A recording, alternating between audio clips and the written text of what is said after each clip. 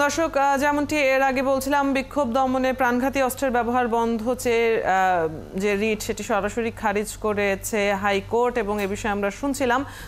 আবারও আমরা হাইকোর্ট প্রাঙ্গণে চলে যাচ্ছি, সেখানে সাংবাদিকদের সাথে কথা বলছেন আইনজীবীরা।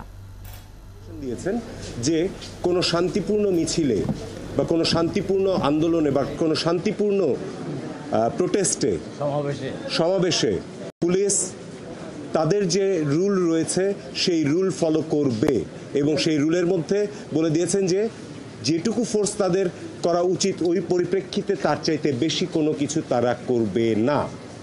ফলে যতটুকু ফোর্স তাদের করাটা আইনে তাদেরকে পারমিট করছে তার বাইরে তারা কোনো কিছু করতে পারবে না।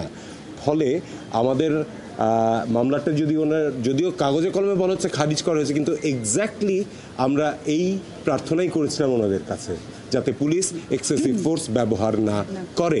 এবং আদালত থেকে ওনাদের কাছে আমাদের অসংখ্য ধন্যবাদ, এবং আমাদের কাছে কৃতজ্ঞ যে এই ক্রান্তিলগ্নে তারা পুলিশকে তাদের দায়িত্বটা মনে করিয়ে দিয়েছেন, এবং একই সাথে আমাদের আন্দোলনকারীদেরকেও মনে করে দিয়েছেন যে এটি একটি শান্তিপূর্ণ আন্দোলন।